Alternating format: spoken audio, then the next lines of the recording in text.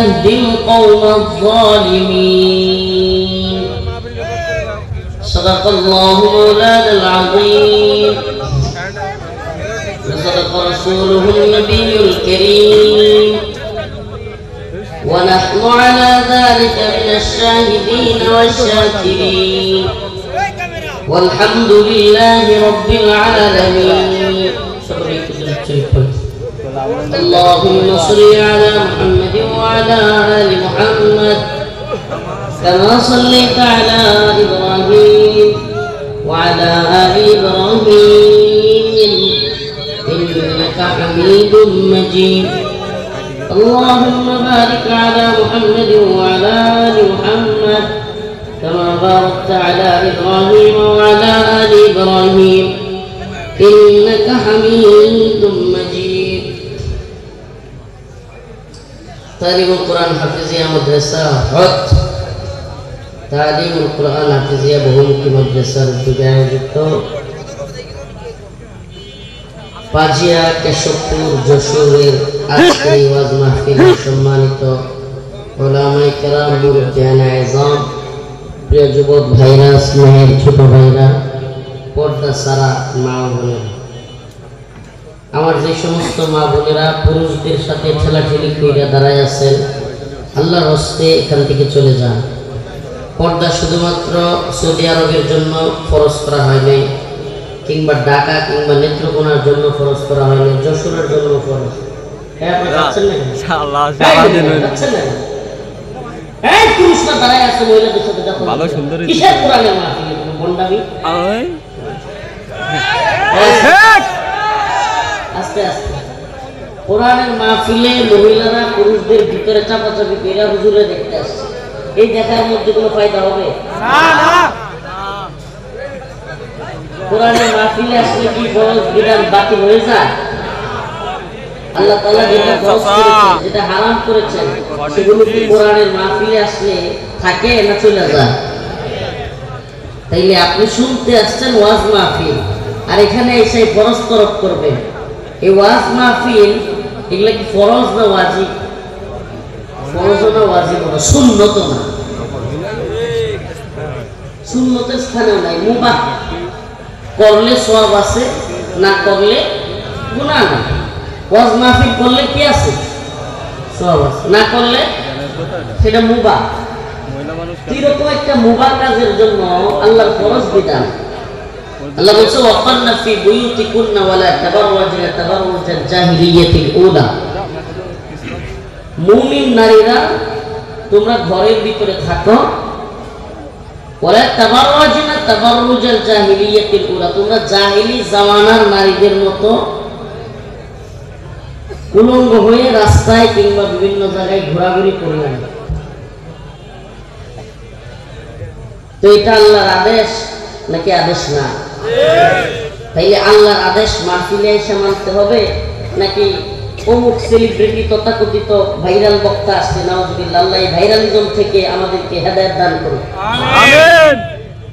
এই তথাকথিত ভাইরালিজম, সেলিব্রিটিজমের ধোঁকাবাজি থেকে আল্লাহ এই উম্মাহকে বাঁচায় রাখুন, আমিন।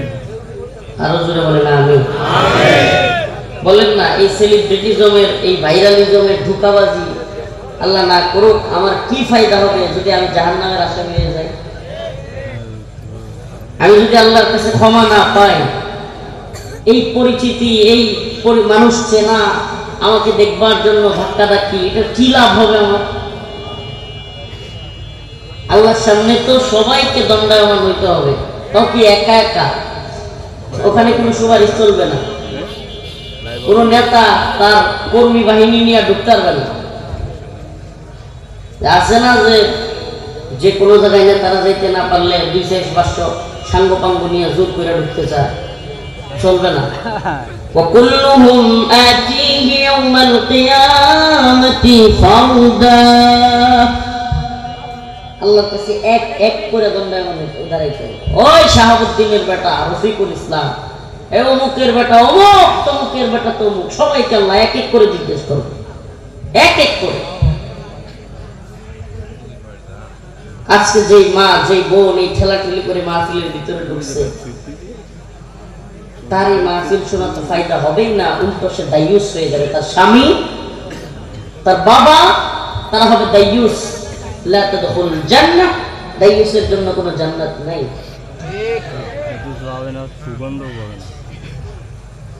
তাইলে এই মাহফিলে এসে লাভ হলো না ক্ষতি? বলেন না, লাভ হলো না ক্ষতি? আমি আপনাদের সামনে সূরাতুল মাইদা সম্ভবত 51 নম্বর আয়াত তিলাওয়াত করেছি। আমি আপনাদের সামনে মুসলমানদের শত্রু মিত্র নিয়ে আজকে আলোচনা করব। শত্রু মিত্র, মুসলমানদের বন্ধু কারা, শত্রু কারা? এই উম্মত শত্রু না চিনবার কারণে আজকে বড়ই নাজুক পরিস্থিতির মধ্যে আছি আমরা। বর্তমান বাংলাদেশের হালত তো হলো এমন, শত্রুরা অস্ত্র নিয়ে আমাদেরকে হুমকি দিচ্ছে, সীমান্তের কাঁটাতারের বেড়ায় লাশ ফেলে দিচ্ছে, লাশ ঝুলিয়ে রাখতেছে, আমাদের দেশ দখল করবার ষড়যন্ত্র করতেছে, বারবার বলতেছে। এমনকি বাংলাদেশের ভিতরেও হিন্দুত্ববাদী ভারতীয়দের প্রেতাত্মারা বাংলাদেশে বসেও আমাদেরকে হুমকি দিচ্ছে। আমাদের আদালত প্রাঙ্গণে চট্টগ্রামে সাইফুল ইসলাম আলিফকে হত্যা করতেছে, আর আমরা তাদের বিরুদ্ধে আন্দোলন করবার সময় একটা খেলনা রাইফেল, কাঠের একটা খেলনা রাইফেল নিয়ে আন্দোলন করবার কারণে এদেশের তথাকথিত হিন্দুত্ববাদী প্রশাসন, এদেশের তথাকথিত তাগুতি জালেম প্রশাসন আমাদের এক ভাইকে অযথায় গ্রেফতার করতেছে। আশ্চর্যের বিষয়। আপনারা এই যুবক ভাইরা বেশি কথা বলতেছেন, ওই সময় থেকে দেখতেছেন, কথা বন্ধ রাখবা নাকি একেবারে ঠিক করে বসায় দিয়ে গাড়ি দিলেন, বেশি কথা। আমরা একদিকে আমাদের ভাইদেরকে হত্যা করা হচ্ছে, চট্টগ্রামে সাইফুল ইসলাম আলিফ একজন অ্যাডভোকেট, রাষ্ট্রীয় পিপি, আপনারা ভুলে গেছেন নাকি? সব ভুলে যান, খুব দ্রুত ভুলে যাওয়া জাতি আমরা। 4.5 বছর নেতা বাটপারি, সিটারি, টেন্ডারবাজি, সাদাবাজি, রাস্তার সব কিছু মাইরে খায়া, স্কুল কলেজ ভার্সিটির এমনকি বাথরুমের কমরটা পর্যন্ত খায়া ফেলে। 4.5 বছর যাওয়ার পর ওই তফসিল ঘোষণার পরে একটা বড় গরু জবাই করে দেয়, আর এই বাঙালি চিৎকার করে কয় আমার নেতার চরিত্র ফুলের মতো পবিত্র। আবার কয় এটাই তো আমাদের চরিত্র। 4.5 বছর ধোঁকাবাজি, সাদাবাজি, টেন্ডারবাজি, মানুষের মাইরা খাওয়া, কথা না শুনলে মামলা দেয়া, কথা না শুনলে কমন একটা কাহিনী, কথা না শুনলে মামলা দেয়া, মানুষের উপর জুলুম করা, তার নিজস্ব বাহিনী তৈরি করা, এদেরকে দিয়া মারা, বিভিন্ন রাস্তার, স্কুলের, ভার্সিটির বিভিন্ন জায়গায়, এমনকি মসজিদের ওই যে কমোড আছে না বাথরুমের, ওগুলো সহ খায় ফেলে। এগুলো তো আর খাইতে পারে না, ওগুলো টাকা খায় ফেলে, খাইতে পারলে ওগুলো সেইটা খায় ফেলছে। এত কিছুর পর ঠিক 3 মাস আগে তফসিল ঘোষণার আগে বড় করে 2টা গরু জবাই করবে, আর হইলো কিছু পকেটে টাকা মাইরা দিবে। এই জনগণ 5 বছর কি হয়েছে না হয়েছে সব বলে গেছে। আমার তো কিছু করে নাই, আমরা ভুলা জাতি। এই জন্য দেখবেন বুইরা ফিরা জালেমরা বিরাট জুলুম করার পরেও খুন, গুম, নির্যাতন, নিপীড়ন, অত্যাচার, আলেমদেরকে হত্যা, দেশকে ভারতের কাছে বিক্রি করা, আলেমদেরকে রিমান্ডের নামে নির্যাতন করা, হাজার হাজার ছাত্র জনতা থেকে গুলি করা, ছোট বাচ্চাকে হেলিকপ্টার থেকে গুলি করা, সব করার পরে আয়নাঘর তৈরি করা, মাসের পর মাস, বছরের পর বছর ছোট্ট ছোট্ট রুমের ভিতরে পাখির মতো বন্দি করে মানুষকে রেখে দেওয়া, এত জুলুম করবার পরেও কিছুদিন পরে এই বাঙালি আবার ভুলে গিয়া ওদের কথাই বলা শুরু করে।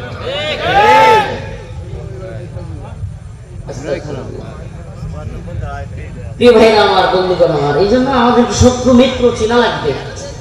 আমরা প্রকৃত শত্রু মিত্র যদি চিনতে না পারি, ভুলে যাই, তাইলে কিছুদিন পর পর জীবন দিতে থাকবো, ঝামেলা পোহাইতে থাকবো, ঝামেলা চলতেই থাকবে। হুজুর এগুলো শুনে আমাদের লাভ আছে? আপনাদের এদিকে বেশি চাষ হয় কি? দান আম নাকি কোনটা? দান মাছ মাছ। তো হুজুর আমরা তো লাভ আছে, মাছের ঘের আছে, ঘের কয় না, ঘেরের মধ্যে মাছ চাষ করবো, মাছ মারাবো, খাবো, ফুর্তি করবো, মাঝে মাঝে প্রয়োজনে মাহফিলে আসবো। আপনাদের মতো বড় কি বলে পরিচিত ভাইরাল বক্তা আসলে আমরা হেদায়েতের জন্য আসবো না, আসবো হলো আপনাদের মতো এই তথাকথিত ভাইরাল বক্তা আসলে একটু দেখতে আসবো। নামাজ রোজা আমাদের তেমন একটা দরকার নেই, করিও না। এরপরে হইলো যদি গান বাজনা হয়, বড় ধরনের কোনো যাত্রা পালা হয়, এই এটা দেন না, এটা মাথা এগুলা দিলে এটা দেন। হ্যাঁ এটাই। তো গান বাজনা হইলে আমরা ওখানেও যাবো, সবকিছু করবো, ঘেরের মধ্যে মাছ ধরবো। এগুলো তো আমাদেরকে কি শুনাইতেছেন? এগুলা শুনে আমাদের কোনো দরকার আছে? আমার আম্মা, আমার এক ভাই ছিল আওয়ামী লীগ করতো, আল্লাহ হেদায়েত দিয়েছে। আমার এক ভাই কি করতো? আওয়ামী লীগ করতো, আল্লাহ হেদায়েত দিয়েছে, মুসলমান হয়েছে আলহামদুলিল্লাহ। তো এখন আমি মাঝে মাঝে সে যখন আওয়ামী লীগে ছিল ঝগড়া লাগতো আমার সাথে, বিভিন্ন তর্ক বিতর্ক লাগার পরে ভাইয়ের সাথে তর্ক বিতর্ক লাগলে আম্মা খেপে যাইতো। আম্মা এসে বলতো, মানে খাবার সময় হয়ে গেল, আমার ছোটবেলা থেকে আবু ডাকতো, আবু। আপনাদের এলাকায় ছোট বলে কিনা? আমি আমাদের 5 ভাইয়ের মধ্যে সবার ছোট, তো বোনদের মধ্যেও ছোট। তো বলে আম্মা দমক দিয়ে বলতো, আবু খায় দায় কাম নাই তোমার? মানে ত্রিপুরার ভাষায় বলতেছে, খায় কাম নাই তোমরা, তাড়াতাড়ি আয়সা খাও। এই খেলা কি করছে, হাসিনা কি করছে, এটা লয়ে গপ করা লাগতো না। আমরা দুই ভাই যত একটা বুঝতো যে যত লিমিট ক্রস হইলে পরে নিয়ে আবার ঝামেলা হয়, সেই লেগে আমরা দমক দিয়ে করতো, খায় কাম নাই আয়সে। এখন কয়েকদিন পর মনে করেন পানের দাম বেড়ে গেছে, পান আম্মা বিশাল পান খায়, মানে একবারে এমন অবস্থা সকাল থেকে দুপুর হয়ে গেছে, ভাত খাওয়ার খবর নাই, খুঁজে খুঁজে ভাত খাওয়াইতে হয়, কিন্তু পান খাইয়া ফেলছে 8-10 বার, এমন অবস্থা। তো পানের দাম এখন ভাইয়ে পান আনছে অল্প, বাবু তোমার ভাই খালি পান কম আনে কেন? পানের দাম বলি বিরাট বাড়ছে। আমি কইছি এখন এগুলো আমার করে জিজ্ঞেস করি না, যে কয়েকদিন আগে রাজনীতির কথা কইছিলাম, বলতে দিলাম না, তো এটা লেগে পানের দাম বাড়ছে। বাস্তবতা জাতীয় আন্তর্জাতিক পরিস্থিতির সাথে আপনার পানের দাম, মাছের দামেরও কিন্তু সম্পর্ক আছে, আছে না?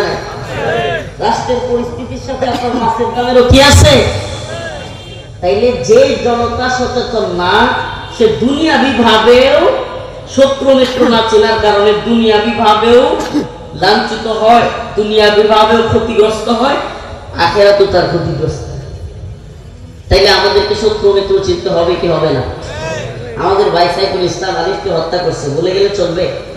চট্টগ্রামের দিনে দুপুরে একজন রাষ্ট্রীয় উকিল, এই আঙ্কেল, এই যে এই ধরনের হাতি ঘোড়া যেগুলোর হাত পা বোঝা যায়, এই সমস্ত প্রাণীর ছবি বা প্রাণীর মূর্তি, পুতুল, এগুলো বাচ্চাদেরকে কিনে দিবেন না। কি করবেন না? আমাদের বাচ্চাদেরকে এখন থেকে, ছোটবেলা থেকে মুসলিমদের বাচ্চাদেরকে মূর্তিবিহীন সংস্কৃতি শিক্ষা দিতে হবে, নাইলে এরা আবার আওয়ামী লীগের মতো নিজের বাপ দাদার মূর্তি বানাবে। ঠিক না? আমাদেরকে মূর্তি বিরোধী হইতে হবে। আমাদের নবী ইব্রাহিম আলাইহিস সালাম মূর্তি বিরোধী ছিলেন, ভাস্কর্য বিরোধী ছিলেন। এই ভাস্কর্যের নামে বলেন, মূর্তির নামে বলেন, আমাদের নবী সরদারে দো আলম মুহাম্মদ আরবি সাল্লাল্লাহু আলাইহি ওয়াসাল্লাম মূর্তি বিরোধী ছিলেন।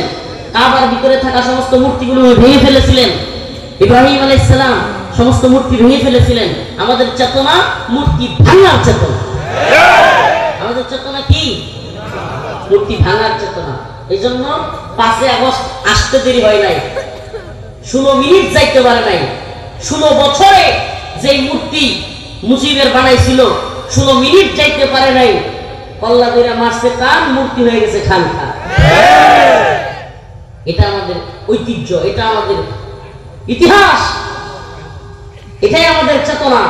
ইব্রাহিমের চেতনা কি? মূর্তি গড়ার, মূর্তি তৈরি করার চেতনা নাকি মূর্তি ভাঙার চেতনা?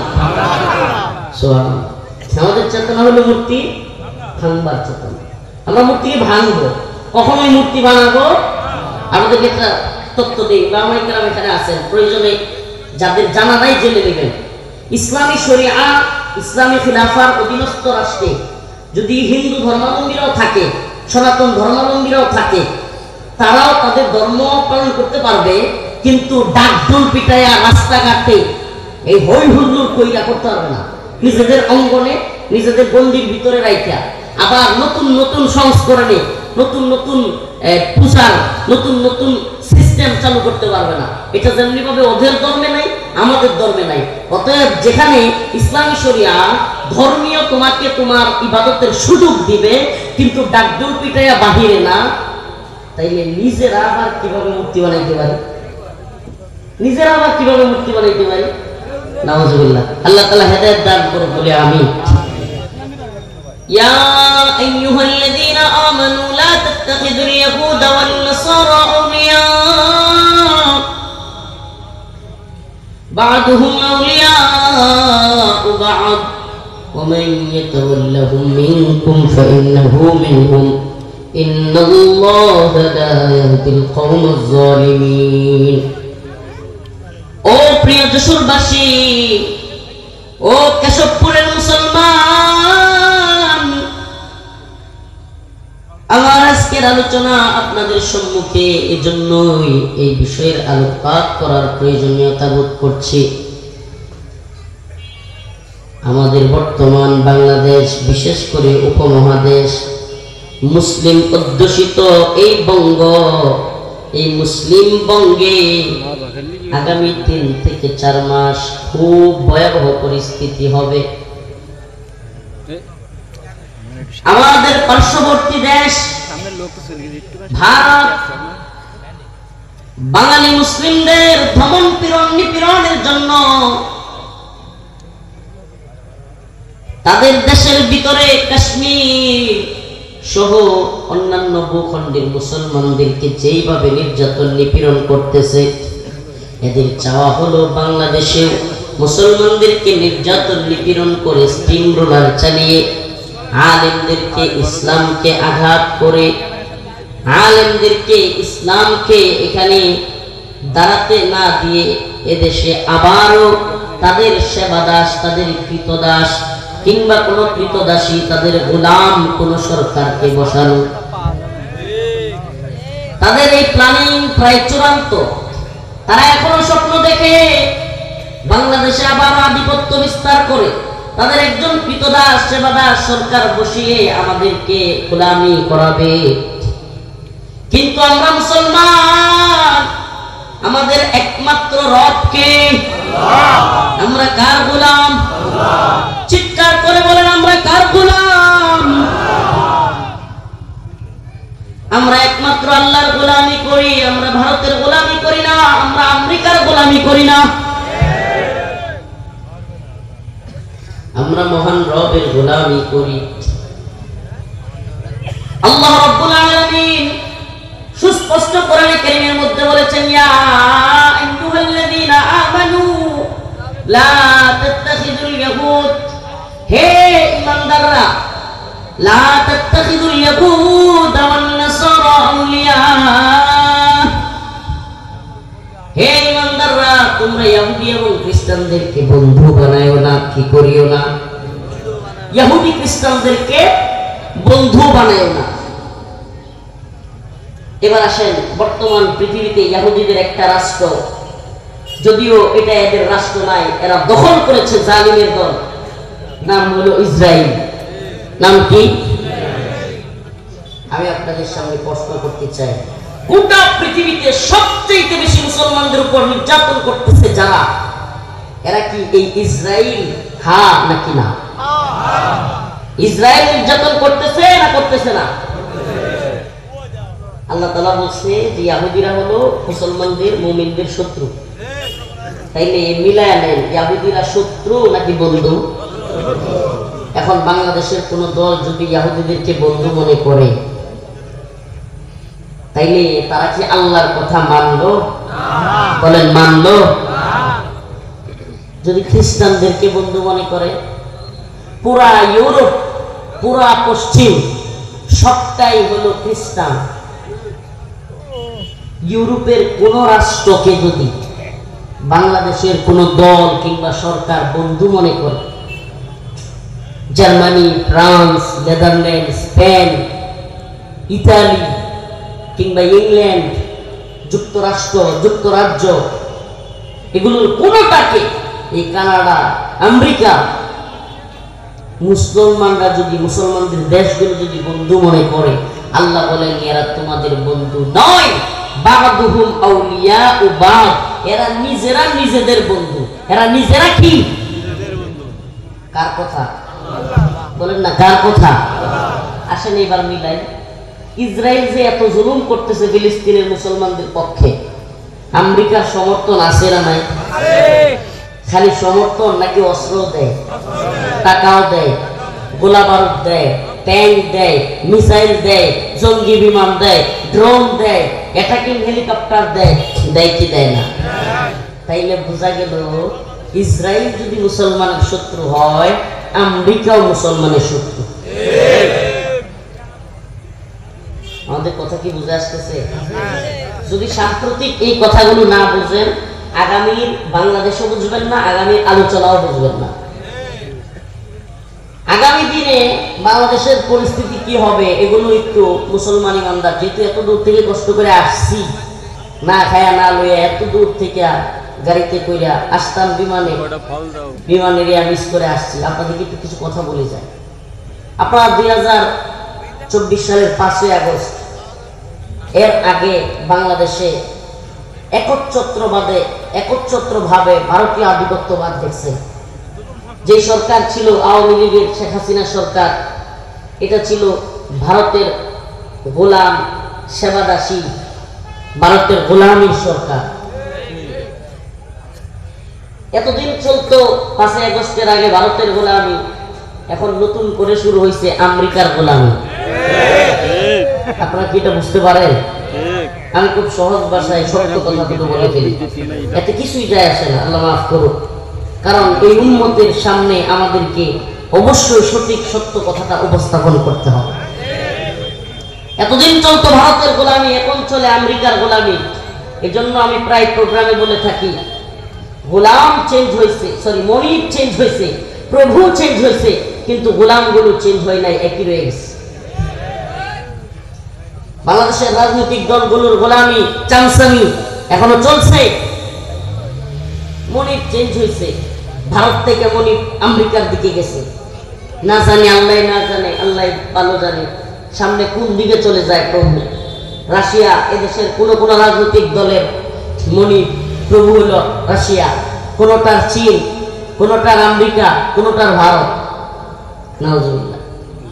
এদেশের তথাকথিত দেশপ্রেমিক ধ্বজাধারী, স্লোগানধারী রাজনৈতিক নেতারা, এরা আল্লাহর কোরআন অবমাননা হইলে প্রতিবাদ জানাইতে পারে না।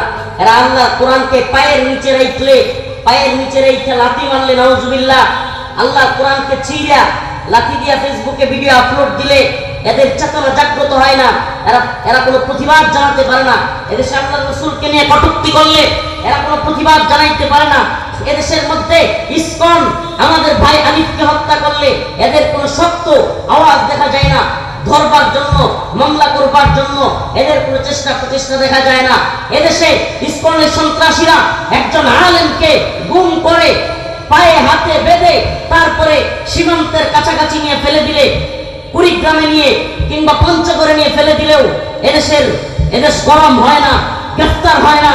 কিন্তু আমাদের একজন ভাই ইসকনের বিরুদ্ধে, হিন্দুত্ববাদীদের বিরুদ্ধে আন্দোলনে একটা খাটের রাইফেল নিয়ে যাওয়ার কারণে আমাদের ভাইকে তুরাকতানায় গ্রেফতার করা হয়। জানতে মনে চাই, ভারতের গোলামি 5ই আগস্টের আগে করেছো ও হিন্দুত্ববাদী দালালের প্রশাসনেরা, এখনো যদি হিন্দুত্ববাদের দালালি করো, তোমাদের বাপ দাদাদের যে পরিণতি হয়েছে 5ই আগস্টের পরিণতি আবার তোমাদেরকে ভোগ করতে হবে। বাংলার জমিনে হিন্দুত্ববাদীদের আগ্রাসন থাকতে দেওয়া হবে না ইনশাআল্লাহ।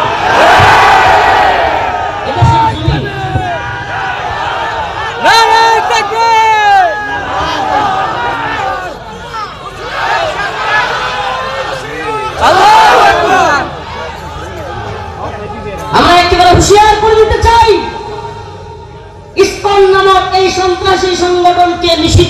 খেলতেই হবে। এই কথা বলে না মুসলমান? ইসকন একটা মজা নেওয়ার বিষয় তো। হ্যাঁ, আমি কি মজা নেওয়ার জন্য আজ করতেছি? মুসলমানদের এত বড় সেন্সিটিভ ইস্যুতে আপনার চেতনা যদি হাসির চেতনা হয়, তাহলে আপনি গোড়ার ডিম কিছু করতে পারবেন না। আপনার মধ্যে যদি কষ্টই না থাকে, আমি একজন আলেমকে ধরে নিয়ে হুট করে রফিকুল ইসলাম মাদানী দেখতে আসেন গোড়ার ডিম এখানে, হুট করে যদি আমাকে নিয়ে এখন গুম করে দেয় ইসকন, কি একটা আশ্চর্য কথা। বলতেছে স্বাধীন দেশ, একজন আলেমকে সেই গাজীপুর থেকে ধরে নিয়ে কুড়িগ্রামে পঞ্চগড়ে ফেলে রেখে আসছে, হাত পা বাঁধা, মেরে ফেলতে চাইছে। চিন্তা করা যায়, উলঙ্গ অবস্থায় মারছে, পাথর দিয়ে ইয়া দিয়া, বোতলের ভিতরে পানি করে ওটা দিয়ে পিটাইছে, উলঙ্গ করে ফেলছে। এটা কেমন দেশ রে ভাই? কল্পনা করতে পারতেছেন? আল্লাহ না করো আগামীকালকে আপনি যে হুজুরকে পছন্দ করেন, সে যেই গ্রুপের হোক, তাকেও যে এইভাবে ওরা গুম খুন করবে না, তাইলে ভারতীয় আধিপত্যবাদ এখন কমলো কোথায়? ভারতের গোলামি কমলো কোথায়? এই প্রশাসন তাকে খুশি করতেছে, ওদেরকে গ্রেফতার করতে পারে না, খুঁজে পায় না। আরেকজন আলেম জজবাই একজন মানুষ, সে ভালোবাসায় একটা দামি বন্দুক হিন্দুত্ববাদীদেরকে ইসলামকে ভয় দেখানোর জন্য যদি হয়ে থাকে, তারা নিয়ে দৌড়ায় গ্রেফতার করে নিয়ে আসছে। এটা কার দালালি? এটা কাদের দালালি? ভারতের দালালি যারা করেছিল 5ই আগস্টে, তাদের পরিণতি কি এরা দেখে নাই? এখনো যদি কেউ ভারতের দালালি করে, শুধু ভারতের দালালি না, যদি কেউ আমেরিকার দালালি করে, এদেশে একসময় স্লোগান ছিল পিন্ডি না ঢাকা, মুরব্বীরা বলতে পারবে। পাকিস্তানের সাথে যুদ্ধের সময় রাওয়ালপিন্ডি পাকিস্তানের একটা অঞ্চলের নাম, ওই সময় ঢাকার রাজপথে স্লোগান হইতো পিন্ডি না ঢাকা। এখনকার এই জেনজি প্রজন্ম, এই প্রজন্ম এটা বলতে পারবে না, আমরাও তো ইতিহাস করে জানছি, ইতিহাস থেকে জানছি, পিন্ডি না মুরব্বীরা বলতে পারবে, স্লোগান হইতো কি হইতো না। এরপরে এই প্রজন্মের স্লোগান পাল্টে গেছে। কেন? একসময় 71 পরবর্তী কিংবা 71-এর সময় এদেশ পাকিস্তানের জুলুম চলতেছিল, এজন্য স্লোগান হয়েছিল পিন্ডি না ঢাকা, মানে পাকিস্তানের একটা জায়গার নাম রাওয়ালপিন্ডি, যে আমরা পিন্ডির গোলামি চাই না, আমরা ঢাকা স্বাধীন হয়ে বাঁচতে চাই, এজন্য স্লোগান হয়েছিল পিন্ডি না ঢাকা। এরপরে শুরু হলো দিল্লির গোলামি, 71-এর পর থেকে শুরু হলো কি? দিল্লির গোলামি। দিল্লির গোলামি শুধু আওয়ামী লীগ করে নাই, 71 পরবর্তী সময়ে 2024-এর 5ই আগস্টের আগ পর্যন্ত যত দল ক্ষমতায় ছিল, কোন দল ভারতের কথা ছাড়া উঠতে বসতে পারে নাই, সবগুলো ভারতের কথায় উঠছে আর বসছে। এটা ছিল রিয়েলিটি। তো তখন স্লোগান কি হয়েছে? দিল্লি না ঢাকা। সামনে স্লোগান হবে, লিখে রাখেন, লিখে রাখেন। আমি ছোট্ট মানুষ বললাম, স্লোগান পাল্টে যাচ্ছে, অচিরে স্লোগান হবে ওয়াশিংটন না ঢাকা। স্লোগান পাল্টে যাবে, কারণ গোলামি তো শুরু হয়ে গেছে ওয়াশিংটনে। সন্ত্রাস বিরোধী আইনের নামে, জঙ্গিবাদের নামে আলেমদেরকে গ্রেফতার করা হয়, আর এদিকে ইসকন অস্ত্র নিয়ে মহড়া দেয়। ইসকন প্রকাশ্যে দিবালোকে একজন অ্যাডভোকেটকে হত্যা করে। এদেশে 13 বছরের শিশু আশামণিকে গাজীপুরে হিন্দুরা 3-4 জন মিলে সংঘবদ্ধভাবে দর্শন করে, আর দেশের পুলিশ সেই দর্শকদের পক্ষে বিবৃতি দেয়। ভাইরা আমার বন্ধুগণ, এদেরকে দেখলে মনে হয় এরা যেন ভারতের গোলামি করতেই পছন্দ করে। এরা কাদের গোলামি করতে পছন্দ করে? আর এদেশে সবচাইতে বেশি রয়ের পারপাস সার্ভ করে যে ইউনিট, যে শাখা, এটা হলো মিডিয়া শাখা। এই মিডিয়া, এই কুখ্যাত মিডিয়া, এই দাজ্জালি মিডিয়া, আমি মেইনস্ট্রিম মিডিয়ার কথা বলছি। ইউটিউবাররা তো মিডিয়ার একটা ছোট্ট পার্ট, এরা তো এই ইউটিউবাররা তো ওয়াজ মাহফিলে আসে, এদের বিষয় বলছি না। মেইনস্ট্রিম মিডিয়া যেটা, এদেশের টিভি চ্যানেলগুলো কিংবা এদেশের যেগুলোকে বলা হয় মেইনস্ট্রিম, এরা কি করে? এরা দেখবেন ছোট্ট আশামণি 3 জন হিন্দু মিলে দর্শন করছে, দেখবেন এটা নিউজ নাই, এত বেশি এটার কোনো কি নাই, নিউজ নাই। কিন্তু যখনই মুসলমানরা একটা ইস্যু করবে, ওরে বাবা নিউজ মিডিয়া প্রচার একের পর এক। এই যে মনে নেই আপনাদের, কোন মহিলা হিন্দু টিপ করছিল, ওরে বাবা একটু টিপের জন্য পুরো দেশ হাওলায় গেছিল, যদি ওই পুলিশের চাকরি চলে গেছে। আমি জানি না আপনারা সব ভুলে যান। না ভুলে যাইনি। কয়জনের মনে আছে? আপনার আছে আছে মনে আছে। টিপকান্ডের কথা মনে আছে? হাইরে বলেন যাচ্ছে তিনজন হাত তুলছে। আস্তাগফিরুল্লাহ। এত সচেতন হলে চলে না। আমরা এত সচেতন বলি আর আমাদেরকে মারে। সচেতন থাকতে হবে, নাইলে প্রত্যেকটা আঘাতের পাল্টা আঘাত দিবেন কেমনি? বুঝলেন না? আমাদেরকে একটা আঘাত করলে ওদেরকে আমরা পাল্টা আঘাত করবো। সেটা আমার মুখের কথা না, এটা আল্লাহ বলছে, ইন্নাল্লাহা আশতারা মিনাল মুমিনিনা আনফুসাহুম ওয়া আমওয়ালাহুম বিআন্না লাহুমুল জান্নাহ ইউকাতিলুনা ফি সাবিলিল্লাহ ফায়াকতুলুনা ওয়া ইউকতালুন। তোমরা মারো এবং মরো, আগে মারো তারপরে মরো। খাইলা মারার কথা বলে আল্লাহ তাআলা খালি মার খাওয়ার কথা বলে, মার খাওয়া যেমন সুন্নাত, মার দেওয়াও সুন্নাত। কাফের মুশরিকদের শুধু আঘাত খাওয়া যাবে না, বলেন আঘাত খাওয়া যাবে না, শুধু আঘাত খাওয়া যাবে না। মাইক খাইতে খালি চাই এই কথা আর বলবেন না। বুক পেতে দেব, উন্মুক্ত বুকে যত আঘাত করতে পারো। আমাদের ওই যে রংপুরের আবু সাইদের মতো বুক পাইতে দেব গুলি করতে না, আমরা এত বুক পারবো না। যদি আমাদেরকে মারতে আসে হিন্দুত্ববাদী ভারত, পুলিশের ঢাকা মহানগর ডিএমপির কমিশনারের কথা আমার খুব ভালো লাগছে। আজকে দেখলাম মিডিয়াতে বলতেছে যে যদি পার্শ্ববর্তী কোনো দেশ আমাদের উপর হস্তক্ষেপ করে যুদ্ধ বেঁচে যাবে এবং আমরা সেই যুদ্ধের জন্য তৈরি আছি। কথাটা খুব ভালো লাগছে। জানি না, আল্লাহ মাফ করো, হালাল হারাম কিংবা হারামের মিশ্রণ থাকা এই অফিসাররা দেশের জন্য, ইসলামের জন্য, এই উম্মার জন্য, এই ভূমির জন্য কতটুকু লড়াই করবে। কিন্তু আমরা তো অসচেতন হয়ে গেলে চলবে না। আপনারা তো সীমান্ত অঞ্চলের মানুষ, ভারতীয় সীমান্ত অঞ্চলের একটা এলাকা যশোর, আমরাও সীমান্ত অঞ্চলের মানুষ, নেত্রকোনা। খুব সতর্ক থাকতে হবে মুসলমান। কথাগুলো খুব মনোযোগ দিয়ে শুনবেন। হুজুর আজকে এই কথাগুলো কেন বলতেছেন?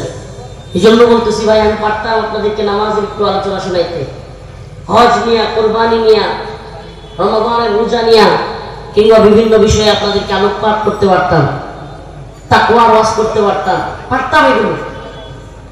অবশ্যই আমাদের নামাজ পড়া দরকার, নামাজ পড়তেই হবে, নামাজ আল্লাহর পক্ষ থেকে ফরজ। কিন্তু এই উম্মার সামনে যে পরিমাণ মুসিবত, এই উম্মার উপর যে যুদ্ধ চাপিয়ে দেওয়া হচ্ছে, এই উম্মার দিকে যেইভাবে দিয়ে আসছে বিপদ, এই বিপদ আসন্ন, এই অশনি সংকেত আমরা যারা অগ্রিম ফিল করি, আমরা আপনাদেরকে সজাগ করা, এটা আল্লাহর পক্ষ থেকে দায়ী হিসেবে আমাদের দায়িত্ব, কর্তব্য। আমাদের কি দায়ী? দায়ী তার দায়িত্ব, যে দিনের দায়ী তার অবশ্যই দায়িত্ব এবং কর্তব্য হলো এই উম্মার মাঝে এই চেতনাকে জাগ্রত করা। দেখুন আল্লাহ পাক বলতেছে, আমি রফিকুল ইসলাম মাদানির কথা শুনবার দরকার নাই। আল্লাহ রাব্বুল আলামিন বলতেছে, লা তাজিদান্না আশাদ্দান নাস আদাওয়াতাল লিল্লাযিনা আমানুল ইয়াহুদ ওয়াল্লাযিনা আশরাকু। লা তাজিদান্না আশাদ্দান নাস, মানুষদের মধ্য থেকে অবশ্যই অবশ্যই তোমরা পাবে শত্রু হিসেবে, মুসলমানদের কঠিন শত্রু হিসেবে মানুষদের মধ্য থেকে তোমরা পাবে আদাওয়াতাল লিল্লাযিনা আমানুল ইয়াহুদ ওয়াল্লাযিনা আশরাকু। প্রথমেই পাবে ইহুদিদেরকে, এরপরে পাবে মুশরিকদেরকে। আমাকে বলেন, আপনি উদারতার নামে, আন্তধর্মীয় সংলাপের নামে, ইন্টারফেথের নামে, সকল ধর্ম বর্ণ নির্বিশেষে, লিঙ্গ বৈষম্য নির্বিশেষে একত্রে বসবাসের নামে আপনি উদারতার সবক আমাদেরকে দিবেন। আমি বলি, দেখুন আপনার আমার চাইতে আমার আপনার রব উদারতা কম জানেন না। উদারতা উনি কম জানেন? আল্লাহ যদি উদারতা কম জানেন, তাইলে আল্লাহ পাক কেন বললেন লা তাজিদান্না আশাদ্দান নাস, নাউযুবিল্লাহ, লা তাজিদান্না আশাদ্দান নাস আদাওয়াতাল লিল্লাযিনা আমানুল ইয়াহুদ ওয়াল্লাযিনা আশরাকু। আমার আল্লাহ অবশ্যই উদারতা কম জানেন না, আমার আল্লাহর মানবতার অভাব নাই। এজন্য বললাম নাউযুবিল্লাহ, এটা কখনো সম্ভব না। আমার আল্লাহ উদারতা বুঝেন, আমার আল্লাহ মানবাধিকার জানেন, কিন্তু আমার আল্লাহ এও জানেন তিনি যাদেরকে সৃষ্টি করেছেন তাদের চরিত্র কার কেমন, আমার আল্লাহ এও জানেন। এজন্য আল্লাহ বলছেন লা তাজিদান্না আশাদ্দান নাস, মানুষদের মধ্যে থেকে তোমরা কঠিন শত্রু হিসেবে পাবে কঠিন শত্রু হিসেবে পাবে, আদাওয়াতান শত্রুতার ব্যাপারে। আল ইয়াহুদ ওয়াল্লাযিনা আশরাকু, প্রথমেই পাবে ইহুদিদেরকে, প্রথমেই কাদেরকে পাওয়া যাবে? এরপরে মুশরিকদেরকে। মিলায় নেন ও যশোর কেশবপুরের মুসলমান, মিলায় নেন। গোটা পৃথিবীতে মুসলিম উম্মাহ আজ যে নির্যাতন নিপীড়ন হচ্ছে, একটা ফিলিস্তিনে আর একটা কাশ্মীরে, এক জায়গায় ইহুদিরা আর এক জায়গায় মুশরিকরা। দেখছেন? তাহলে আল্লাহ তাআলা যে বলছে ইহুদিরাও মুসলমানদের শত্রু, মুশরিকরাও মুসলমানদের শত্রু। আমরা বলি আমরা উদার। আমরা কোথায় উদার? একজন অমুসলিম অসুস্থ হয়েছে, তাকে চিকিৎসা দেন, কোনো সমস্যা নাই। একজন অমুসলিম রাস্তায় চোখে দেখে না, তাকে হাত ধরে রাস্তা পার করে দেন, কোনো সমস্যা নাই। কিন্তু সাবধান, তার ধর্মীয় কোনো উপাসনালয়ে, ধর্মীয় পূজা অর্চনার মধ্যে, তার ধর্মীয় ইবাদতের মধ্যে কখনোই শরীক হবেন না। একটু লবণ দিয়েও যদি শরীক হন, শুভেচ্ছা জানায়ও যদি শরীক হন, ঈমান থাকবে। কথা ভালো করে বুঝবেন, কথা ভালো করে বুঝবেন। অসুস্থ হয়ে গেছে কোনো মহিলা, সনাতন ধর্মের হইতে পারে, হিন্দু ধর্মের হইতে পারে, বৌদ্ধ, খ্রিস্টান, মারমা, চাকমা, বার্মা, মণিপুরি, যা মন চাই হইতে পারে। তাকে অসুস্থ হয়ে গেছে, চিকিৎসা দেন। প্রয়োজনে চিকিৎসার জন্য টাকা দরকার হলে হেল্প করা লাগবে, দেন। রাস্তা পার হতে পারতেছে না বৃদ্ধ মানুষ, ভিন্ন ধর্মের, পার করে দেন। আপনার পরিচিত কোনো সনাতন ধর্মী বা ভিন্ন ধর্মাবলম্বী, তার হঠাৎ করে রাত্রে গাড়ি লাগবে কিংবা সে বিপদে পড়ছে, তাকে উদ্ধার করেন। এটা উদারতা আছে। এই উদারতা ইসলাম শিক্ষা দেয়। কেন? এই আপনার উদারতা দেখে, আপনার চরিত্র দেখে, আপনার ব্যবহার দেখে সেই ব্যক্তি মুসলমান হওয়ার সম্ভাবনা আছে। কিন্তু কখনোই পূজার মধ্যে নাউজুবিল্লাহ আমার রবের সাথে শিরিক হয়। আমার রব আল্লাহ, যিনি আমাকে খাওয়ান, আমাকে পালেন, আমার রিজিক দাতা, আমার পালন কর্তা, আমার সব কিছু যিনি দেন, এই বাতাস, এই পানি, সব কিছু যিনি আমাকে দেন বাঁচার জন্য, সে আল্লাহর সাথে শিরিক হচ্ছে। নাউজুবিল্লাহ।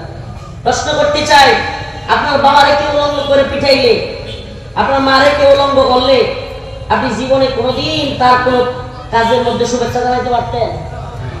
প্রিয় ভাই, আপনার আমার বাবা মা, তাদেরকে বেইজ্জতি করবার চাইতেও আমার রবের সাথে শিরক করা আর কঠিন থেকে কঠিন গুনাহের কাজ।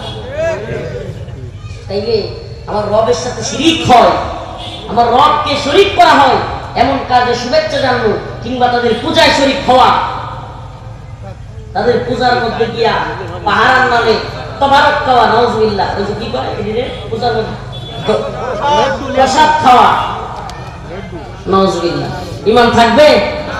বলেন থাকবে? নাউজুবিল্লাহ। আল্লাহ হেদায়েত দান করুক, বলেন আমিন। আরো জোরে আওয়াজ করে বলেন আমিন। আমি একটা ছোট্ট উদাহরণ দিব, মনোযোগ আছে? ছোট্ট একটা উদাহরণ দিই। এরা আমাদেরকে কি শিখাইতে চায় অধিকারের নামে?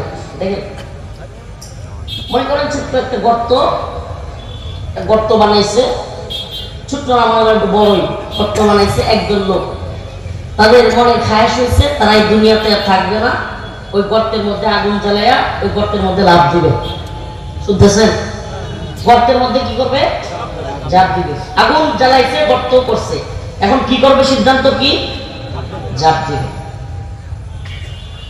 এখন আমাদের মতো মানে আমরা যেগুলো দায় পরিচয় দিই, অবুঝ, ওদের ভাষায়, সেকুলারদের ভাষায়, প্রগতিশীল, তথাকথিত প্রগতিশীল এলিট শ্রেণীর ভাষায়, সেকুলারদের ভাষায়, নাস্তিকবাদীদের ভাষায় আমরা হইলাম বোকাশোকা মানুষ। আমরা তাড়াতাড়ি গিয়া ধরছি যে ভাই এটা কি করলি? গর্ত কইরা নিজে নিজে আগুনে ঝাঁপ দিবি, এটা তো মহাবিপদ, শরীর তো তোর পুইরা ঝলসায়া যাবে। এই পর্যায়ে আসে তৃতীয় শ্রেণী, ওই যে এলিট, প্রগতিশীল, তথাকথিত সুশীল, সেকুলার, নাস্তিক দৌড়ে আসছে। দেখছো দেখছো দেখছো, এই হুজুররা মৌলবাদী, এই হুজুররা মানবাধিকার বুঝে না, বাক স্বাধীনতা বুঝে না, তারা তাদের এটা অধিকার, তারা আগুনে ঝাঁপ দিবে নাকি পানিতে ঝাঁপ দিবে, এটা তাদের ব্যাপার, এটা তাদের অধিকার, এটা তাদের বাক স্বাধীনতা। এই হুজুররা তাদেরকে ঝাঁপ দিতে দিল না। আমি জানি একটু বুঝতে কষ্ট হচ্ছে প্রিয় ভাই, আমার আপনাদের কাছে প্রশ্ন, যশোরের মুসলমান, যেহেতু এই এলাকা আমি যতদূর জানি যশোর হিন্দু অধ্যুষিত এলাকা, কিংবা এখানে সনাতন ধর্মী বা অন্য ধর্মাবলম্বী লোক আছেন। আমার প্রশ্ন, যারা কিনা ইসলাম ব্যতীত অন্য ধর্মে বিশ্বাসী, ইসলাম কি বলে, কোরআন কি বলে, তারা কোথায় যাবে, জান্নাতে না জাহান্নামে? এই কথা বলেন, কোথায় যাবে? জাহান্নামে। তাহলে জাহান্নামে আগুন আছে না নাই? তাহলে আমি মুসলিম, আমি জানি আমার রব বলেছেন ইন্নাল্লাযীনা আমানু ওয়া আমিলুস সালিহাত কানাত লাহুম জান্নাতুল ফিরদাউসি নুজুলা। যে ব্যক্তি ঈমান এনেছে এবং নেক আমল করেছে সে যাবে জান্নাতে। সে কোথায় যাবে? ইন্নাল্লাযীনা আমানু ওয়া আমিলুস সালিহাত কানাত লাহুম জান্নাতুল ফিরদাউসি নুজুলা। আবার অন্য এক আয়াতে আল্লাহ বলেন ইন্নাল্লাযীনা কাফারু মিন আহলিল কিতাব ওয়াল মুশরিকিন ফি নারি জাহান্নাম। আল্লাহ বলেন আর যারা কুফরি করেছে, আল্লাহর সাথে শিরিক করেছে, মিন আহলিল কিতাব ওয়াল মুশরিকিন, যারা আল্লাহর সাথে শিরিক করেছে, মুশরিক, ফি নারি জাহান্নাম, তারা কোথায় যাবে? তারা কোথায় যাবে? স্বয়ং কে বলেছেন? আমার আল্লাহ বলতেছেন তারা জাহান্নামে যাবে। মুশরিক, হিন্দুত্ববাদী হোক, ব্রাহ্মণ্যবাদী হোক, ইহুদি হোক, খ্রিস্টান হোক, মারমা হোক, চাকমা হোক, বৌদ্ধ হোক, মুসলিম ছাড়া অন্য সকল ধর্মাবলম্বীরা কোথায় যাবে? মাদার তেরেসা হোক, নেলসন ম্যান্ডেলা হোক, মোদির মা হোক, আর যেই হোক। মোদির মা কইলে হাসে, মোদির মা কইলে কি লেগে জানেন? মোদির মা যখন মারা যায়, আপনারা তো নিউজগুলো মনে রাখেন না, এইগুলো বলতে কষ্ট হয়, শহরে মনে রাখেন। মোদির মা যখন মারা গেছিল তখন শেখ হাসিনা ক্ষমতায় বড় এক বিবৃতি দিছিল আমাদের শেখ হাসিনা। মোদিজি কে মা, আপনার এই প্রয়াণে আমরা খুব মর্মাহত, আপনার উভয় জগৎ কল্যাণময় হোক, ভালো হোক, এক বিশাল বিবৃতি দিয়েছিল আমাদের লেডি ফেরাউন, মহিলা ফেরাউন হাসিনা। এই জন্য বলি আমাদের লেডি ফেরাউন হাসিনা বড় এক বিবৃতি দিলেই কি মোদির মা আখেরাত ভালো হয়ে যাবে? এই জন্য বলছি যে মোদির মা হইলেও মাদার তেরেসা হোক, নেলসন ম্যান্ডেলা হোক, কিংবা হাসিনার দোয়া করা মোদির মা হোক, যদি কাফের অবস্থায় মৃত্যুবরণ করে মিন আহলিল কিতাব ওয়াল মুশরিকিন ফি নারি, আপনি যেই দলের নেতা হন, যেই দলের আমির হন, যেই দলের পীর হন, যত বড় শায়েখ হন, যত বড় বক্তা হন, যত বড় নেতা, যত বড় লিডার হন, এমপি হন, মন্ত্রী হন, কিংবা যেই হন, যদি আপনি বলেন আমি মুসলমান, আপনার আকীদা, আপনার ঈমান হইতে হবে মুসলমান হইলে জান্নাতি, কাফের হইলে জাহান্নামী। আর যদি বলেন মুসলমান ছাড়াও জান্নাতে যাইতে পারে, আমি বলবো আপনি ঈমানদার না, আপনার ঈমান এখনো সঠিক না। বলবেন হুজুর কেমনে? আল্লাহ বলেন আফাতুমিনুনা বিবাদিল কিতাব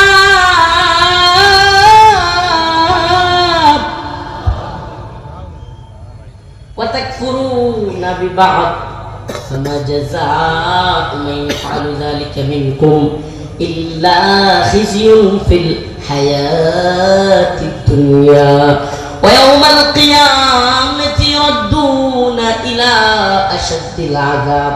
আল্লাহ বলেন আফাতুমিনুনা বিবাদিল কিতাব, তোমরা কি এই কিতাবের কিছু অংশের উপর ঈমান এনেছো? ওয়া তাকফুরুনা বিবাদ, আর কিছু অংশের উপর ঈমান আনলা না। তোমরা কি ইন্নাল্লাযীনা আমানু ওয়া আমিলুস সালিহাত কানাত লাহুম জান্নাতুল ফিরদাউস, এই আয়াতের উপর ঈমান আনলা? যারা নেক আমল করে ঈমানদার, এটা কিন্তু সবাই জানে, যারা নেক আমল করে ঈমানদারেরা কোথায় যাবে? এই কথা কিন্তু আওয়ামী লীগ, বিএনপি, ছাত্রলীগ, যুবলীগ, ছাত্রদল, যুবদল, স্বেচ্ছাসেবক দল, অমুক দল, তমুক দল, জামাত, জমিয়ত, হেফাজত, চরমোনাই সবাই মানে। কিন্তু কিছু কিছু লোকের আকীদা এমন, এরা যেন বলতে চায়, এদের কার্যকলাপে মনে হয় এমন যে কাফের হইলেও অনেক মানুষ ভালো কাজ করলে মনে হয় জান্নাতে যাবে। নাউজুবিল্লাহ, নাউজুবিল্লাহ। কাফের হইয়া জান্নাতে যাওয়ার কোনো সুযোগ আছে? ওই যে উদাহরণ দিলাম, একজন লোক বড় একটা গর্ত করছে, আবার আগুনের মধ্যে ঝাঁপ দেওয়ার নিয়ত করছে। ওই আগুনের মধ্যে ঝাঁপ দিতে গেছে, আর একজন মোল্লা মৌলবী হুজুররা তাদেরকে থামাইছে, ভাই কি করো, কি করো, কোথায় ঝাঁপ দাও? মরে যাবো তো, জলসে যাবে। এখন ওই সুশীল তথাকথিত প্রগতিশীল এলিট সেকুলার নাস্তিক আসতে আইসা বলতেছে, হুজুর ছাড়েন ছাড়েন ছাড়েন, জাপ দিতে দেন, এটা বাক স্বাধীনতা, এটা অধিকার, আপনি তার অধিকার থামানোর কে? এদের বক্তব্য হলো আমি আপনি আমরা কোনো কিছু করতে পারবেন না, এটা বলার অধিকার আছে। কারণ যার যেটা মনে চাই করবে, আপনার মনে না চাইলে আপনি করবেন না। আপনি ভালো মানুষ, আপনি ভালো থাকেন, আপনার যেটা ভালো লাগে অন্যের সেটা ভালো নাও লাগতে পারে, আপনার যেটা ভালো লাগে না অন্যের সেটা ভালো লাগতেও পারে। মানে দেখেন যুক্তি, যাদের নাস্তিকতাবাদীদের যুক্তিগুলো হলো এরকম, বুঝছেন না? নাস্তিকতাবাদীদের যুক্তি হলো কেউ কাউকে আটকাতে পারবে না কোনো বিষয়ে। কেন? কারণ যার যেটা ভালো লাগে সে সেটা করে। যার নাউজুবিল্লাহ, যার সিনেমা দেখতে ভালো লাগে সে সিনেমা দেখবে। আপনার নামাজ পড়তে ভালো লাগে আপনি নামাজ পড়েন, আপনার রোজা রাখতে ভালো লাগে আপনি রোজা রাখেন। যার রোজার দিনে গান বেহায়া গান ছাড়তে ভালো লাগে, মহিলা নিয়ে নাচানাচি করতে ভালো লাগে, সিগারেট খাইতে ভালো লাগে, মদ খাইতে ভালো লাগে, সে সেটা করবে। আপনি বাধা দেওয়ার কি? যদি বলেন আপনি মুসলমান তাহলে ঠিক আছে, আপনি বিশ্বাস করেন আখিরাতে গেলে বিচার ফাইসালা হবে, তারও বিচার হবে আপনারও বিচার হবে, তাইলে তারটা তারে করতে দেন। দেখছেন যুক্তি? নাউজুবিল্লাহ বলবেন না, যুক্তি দেখছেন? এই নাস্তিকবাদীদের যুক্তি। কিন্তু বাস্তবতা কি? এটা কি সহজ যে কাউকে কিছু বলা যাবে না, এইভাবে চলতে থাকবে? তাইলে আমার প্রশ্ন, একই বাড়িতে একই ফ্ল্যাটে একটা রুমের ভিতরে আলাদা আলাদা রুম ভাড়াটিয়া থাকে কি থাকে না? এখন এক ভাড়াটিয়ার মেয়ের বিয়ে, এখন ওই ভাড়াটিয়া বিশাল বড় বড় 8-10টা সাউন্ড বক্স আইনা ডিজে পাঠিয়ে দিচ্ছে, আর পাশের মানুষ ঘুমাইতে চায় কিংবা কারো পরীক্ষা আছে, কেউ অসুস্থ আছে। আপনি বলেন ওই বাসায় যা মন চায় তা করতে দেওয়া কি এদের জন্য সম্ভব? বলেন সম্ভব? আপনি নামাজ পড়েন, আপনার জন্য পর্দা করা ফরজ, কিন্তু আপনার বাসার সামনে একজন অর্ধ উলঙ্গ মহিলা থাকে, অর্ধ উলঙ্গ পর্যন্ত হাফ প্যান্ট পরে যেগুলো নাচানাচি করে। এখন ওই নাস্তিকদের কথা অনুযায়ী আপনি তারা কিছুই বলতে পারবেন না। হাই হাই, আপনি নামাজ পড়ে বের হওয়ার সাথে সাথে দেখেন আয় হাই সব কিছু নিয়ে নাচানাচি। বলেন না নামাজ পড়ে আপনি কিছু ঠিক রাখতে পারবেন? ঠিক রাখতে পারবেন? এরা এগুলো বলতে চায়, এই দুঃখাবাজরা বুঝাইতে চায় যার যেটা মন চায় সে সেটা করবে, কিন্তু ইসলাম বলে এই সুযোগ নাই। আজকের তথাকথিত কিছু রাজনৈতিক দলের নেতাদেরকে যখন বলা হয় যে আপনারা কি এই দেশে ক্ষমতায় আসলে পর্দা যদি কেউ না করে, হিজাব কেউ না করে তাদেরকে বাধ্য করবে, না এটা ম্যান্ডেটরি না। কিভাবে বলে রে? এরা আল্লাহ দিয়ে আল্লাহর ইসলাম বুঝে নাই, প্রকৃত কোরআন বুঝে না, ইসলামী শরিয়া বুঝে নাই। অবশ্যই অবশ্যই ইসলামী শরিয়ার অধীনস্থ রাষ্ট্রে মহিলাদেরকে অবশ্যই পর্দা করতে হবে। প্রিয় ভাইরা আমার, এখন জাহান্নামের দিকে দৌড় মারছে, আগুনের দিকে ঝাঁপ দিছে, মোল্লা মৌলবীরা থামাইছে। বলেন না আমরা তো বলি তোমাদের চাইতো আমরা বেশি উদারপন্থী, তোমাদের চাইতো আমরা বেশি মানবতাবাদী, তোমাদের চাইতো আমরা বেশি মানবাধিকার বিশ্বাসী। বলবেন কেমনে? তোমাদের বক্তব্য হলো যে যা মন চাই করবে, ওই গর্তের ভিতরে আগুনের মধ্যে ঝাঁপ দিতে চাচ্ছে, তোমাদের বক্তব্য অনুযায়ী তাদেরকে আগুনে ঝাঁপ দিতে দেওয়া উচিত। আমরা বলি না, যদি গুজরাটের কসাই নরেন্দ্র মোদিও মুসলমান হইয়া তওবা করে জান্নাতে চইলা যায় আমাদের কোনো আপত্তি নাই। আমার কথা মনে হয় বুঝেন নাই, বুঝাইতে পারি নাই। গুজরাটের কসাই নরেন্দ্র মোদিও যদি কালেমা কইরা তওবা করে মুসলমান হয়ে যায়, তাইলে যশোরের মুসলমান কি কইবে যে এত নির্যাতনের পরে আল্লাহ তাআলা জান্নাতে দিবেন না? বলবেন? এটা ইসলামের আকীদা না। অতএব আমরা আরো বেশি উদার।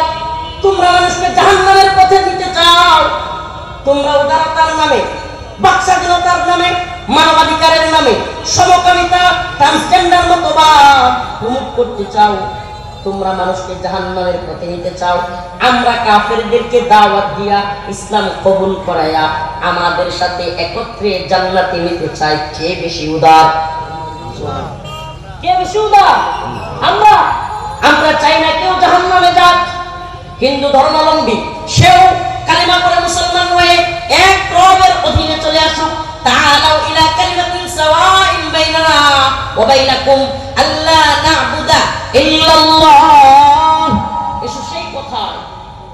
যেখানে তোমার এবং আমার উভয়ের কথা এক, আল্লাহ না'বুদা ইল্লাল্লাহ, আল্লাহ ছাড়া কারো ইবাদত করব না, আল্লাহ ছাড়া কারো ইবাদত করব না। প্রিয় ভাইরা আমার, বন্ধুগণ আমার, তাইলে বলতে চাই আল্লাহর চাইতে বড় উদাস, আল্লাহর চাইতে বড় জান্নাতওয়ালা, আল্লাহর চাইতে বড় কেউ আছে? তাইলে আল্লাহ বলছে ইন্নামাল মুশরিকুনা নাজাস। কথাটা শুনতে তো কেমন লাগলো? আমরা যদি কইতাম যে মুশরিকরা নাপাক, মুশরিকরা নাপাক, নাপাক কি বলে হুজুরা মৌলবাদী জঙ্গিবাদী, নাউজুবিল্লাহ। তখন আল্লাহ রে গিয়ে বলেন, আল্লাহ বলছে ইন্নামাল মুশরিকুনা নাজাস, মুশরিকরা নাপাকি। আল্লাহ বলছে মুশরিকরা, ইহুদিরা তোমাদের বন্ধু না, ইহুদি এবং মুশরিকরা তোমাদের শত্রু। এখন আল্লাহ যদি এগুলো বলে, নাউজুবিল্লাহ, আল্লাহ বলছে একটা কাফেরও জান্নাতে যাবে না। যদি বলো হুজুরা সাম্প্রদায়িক, আমি বলি বেটা তাহলে তো তুই বলতে চাস আল্লাহ সাম্প্রদায়িক। নাউজুবিল্লাহ, আমরাও সাম্প্রদায়িক হতে পারবো না, আমরা অবশ্যই সাম্প্রদায়িক। আমরা জানি একমাত্র সম্প্রদায় মুসলমান যেটা জান্নাতে যাবে, অবশ্যই আমরা এই জন্য সাম্প্রদায়িক। বলেন না, আমরা এই জন্য কি জান্নাতে একমাত্র কারা যাবে? বলবেন হুজুর তো ইসলাম তো মুহাম্মদুর রাসূলুল্লাহ সাল্লাল্লাহু আলাইহি ওয়াসাল্লাম আসার আগে অন্য ধর্মাবলম্বীরাও যে ছিল, এরা কোথায় যাবে? বাইরে এরাও মুসলমান ছিল। তো কেমনে? এক আল্লাহ, আদম আলাইহিস সালাম তারও কালিমা ছিল লা ইলাহা ইল্লাল্লাহ, নূহ আলাইহিস সালাম কালিমা ছিল লা ইলাহা ইল্লাল্লাহ, মুসা আলাইহিস সালাম কালিমা ছিল লা ইলাহা ইল্লাল্লাহ। একটু হালকা রাসূলদের সাথে পরিবর্তন হয়েছে, মূল অংশ পরিবর্তন হয় না। কালিমার মধ্যে ওই অংশ যেটা রিসালাত নিয়ে যিনি এসেছিলেন, নবুয়ত নিয়ে যিনি এসেছিলেন, যেমন লা ইলাহা ইল্লাল্লাহ ইব্রাহিম খলিলুল্লাহ, লা ইলাহা ইল্লাল্লাহ মুসা কালিমুল্লাহ, লা ইলাহা ইল্লাল্লাহ ঈসা রূহুল্লাহ, লা ইলাহা ইল্লাল্লাহ মুহাম্মাদুর রাসূলুল্লাহ সাল্লাল্লাহু আলাইহি ওয়াসাল্লাম। তার মানে লা ইলাহা ইল্লাল্লাহ সবসময় ছিল। ওই লা ইলাহা ইল্লাল্লাহ, আল্লাহ ছাড়া কোনো মাবুদ নাই, এই কথার উপর যাদের ঈমান ছিল তারা সকলেই কি মুসলমান? তারা সকলেই কি মুসলমান? ইব্রাহিম আলাইহিস সালামকে প্রশ্ন করা হয়েছিল, তিনিও বলেছিলেন আমি মুসলিম। সুবহানাল্লাহ। তার মানে বোঝা যায় একমাত্র কারা জান্নাতে যাবে? বলেন না, কারা জান্নাতে যাবে? মুসলিম হয়ে কবরে যেতে চান কে কে? হাত তুলেন। হুজুর আমরা তো সবাই মুসলমান, মুসলিম হয়ে কবরে যেতাম মানে?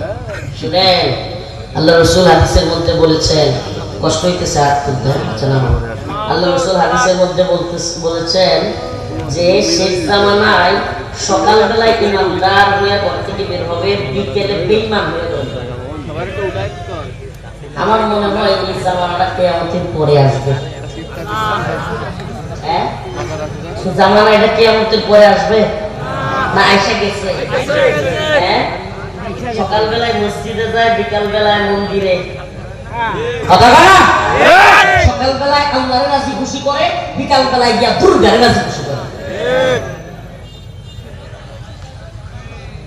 অবস্থা তৈরি হয়েছে না হয় নাই? বহরত খেলা দেখেনি নাই, ভুট্টা আয়োগ না, মন্দিরে গিয়ে প্রয়োজনে গীতা পাঠ করে এলাম, বাইবেল পাঠ করে এলাম, প্রয়োজনে ভুট্টা আসুক না সামনে, দেখবেন না, প্রয়োজনে শ্রীরাম নমো নমো শুরু করবেন। নাউজুবিল্লাহ বলবেন না? রাসূল যে বলেছে সকালবেলায় ইমানদার, বিকাল বেলায় কাফের হয়ে যাবে, এগুলোর আলামত পাচ্ছেন তো? এই আলামত, এই অবস্থা কি কিয়ামতের আগে আসবে না পরে? বলেন আগে না পরে? আল্লাহ রাসূল বলেছেন সাহাবায়ে কেরামের সামনে, ও আমার সাহাবারা, এমন একটা জামানা আসবে যে জামানায় মুসলমানদেরকে হত্যা করবার জন্য সমস্ত কাফেররা এমন ভাবে ঐক্যবদ্ধ হবে, একসাথে দস্তরখান বিছায়া একজন আরেকজনকে যেমন আমরা ডাকি না, এই খাইতে আসেন একসাথে খাই, তেমনি ভাবে মুসলমানদেরকে হত্যা করবার জন্য কাফেররা সকলকে ডাইকা একত্র হবে, আসো আসো। সাহাবায়ে কেরাম প্রশ্ন করলো, ইয়া রাসূলুল্লাহ তখন কি মুসলমানদের সংখ্যা কম হবে? আল্লাহ রাসূল বললেন না, মুসলমানদের সংখ্যা অনেক হবে, কিন্তু তারা নদীর যেমন ভাসমান ওই যে ফেনা আছে না, ফেনা, নদীর ভাসমান ফেনা, কিংবা ওই যে আমাদের নেত্রকোনায় বলে জালগুলি, কর্কটা, এগুলোর মতো হবে ভাসমান। আমাদের এলাকায় কি পাওয়া যায়?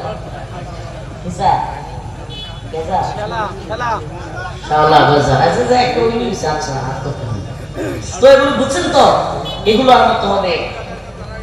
আল্লাহ রাসূল সাল্লাল্লাহু আলাইহি সাল্লাম বললেন এদের কোনো শক্তি থাকবে না, এরা নিজেদের প্রতি আত্মবিশ্বাস থাকবে না, এদেরকে হত্যা করবার জন্য সকলেই একমত হবে, এমনকি মুনাফিক সম্প্রদায় একমত হবে।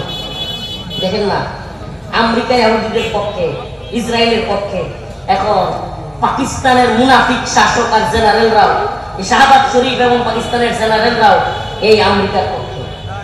আফগানিস্তানের মুসলমানদের উপর আক্রমণ করে, যুদ্ধবিরতি লঙ্ঘন করে মুসলমানদের উপর অ্যাটাক করে। আবার কি একটা দল ফিলিস্তিনের পক্ষে স্লোগান দিছে, এই দলের উপর গুলি করতেছে। নাউজুবিল্লাহ বলবেন না, ডোনাল্ড ট্রাম্পের কথায় নাচে। জানি এই কথাগুলো গ্রাম বাংলায় অনেক কষ্ট হয়ে যাচ্ছে। ও মুসলমান, আখের একটা কথা বলে যায়, এই যে জনস্রোত, এই জনস্রোতকে আমাদের কাজে লাগাতে হবে। এটা শুধু মাহফিলের প্যান্ডেলে নয়, মসজিদেও যেতে হবে। রাজি আছেন ইনশাআল্লাহ? কে কে ইনশাআল্লাহ আজকে থেকে নিয়ত করেন যে আজকে থেকে ইনশাআল্লাহ আমরা নামাজ ছাড়বো না? হাত তোলেন। লিল্লাহি তাকবীর, নারায়ে তাকবীর। আল্লাহ, আমি তাওবা করিতেছি, আজকে থেকে নামাজ ছাড়বো না। কোথায় গেছে রে আওয়াজ? এত কষ্ট করে রাখছো না, থেকে আয় আওয়াজ দিই, আওয়াজ দিই।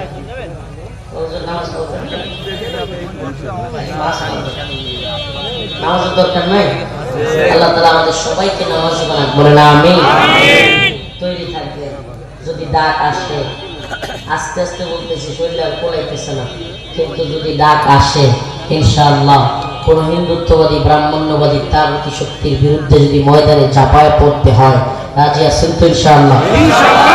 উলামায়ে কেরাম ডাক দিলে লাব্বাইক বলে ইনশাআল্লাহ ময়দানে নামবেন তো ইনশাআল্লাহ?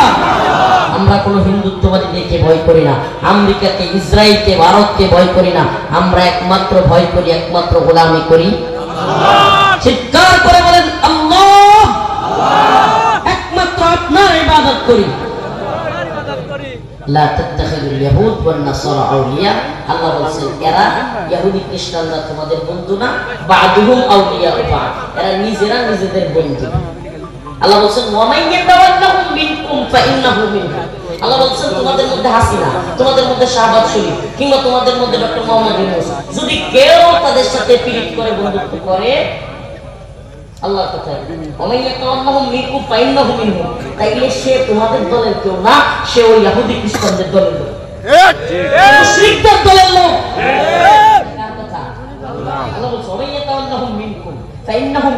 তোমাদের মধ্য থেকে শেখ হাসিনা, তোমাদের মধ্য থেকে যে কেউ, শাহবাজ শরীফ কিংবা আরো কেউ যদি তাদের সাথে সম্পর্ক তৈরি করে, ইহুদি, খ্রিস্টান, হিন্দু, মুসলিম, এদের সাথে এমন সম্পর্ক যে দেশের বিরুদ্ধে যাব প্রয়োজনে, কিন্তু ওদের গোলামি করব, তাইলে বুঝবা এরা তোমাদের লোক ছিল না, এরা তোমাদের লোক না, এরা হলো তাদের সম্প্রদায়ের লোক, এরা ঈমানদার নয়। আল্লাহ এদেরকে হেদায়েত দান করুন, আমিন। আর যদি কেউ ঈমানের কথা চিন্তা করে, দেশের কথা, জাতির কথা চিন্তা করে, উম্মার কল্যাণে চিন্তা করে, সে অবশ্যই অবশ্যই ঈমানদার। আল্লাহ তাআলা আমাদের সবাইকে ঈমানদার হিসেবে শত্রু মিত্র চিনে কবরে যাওয়ার তৌফিক দান করুন, আমিন। আলহামদুলিল্লাহি রাব্বিল আলামিন।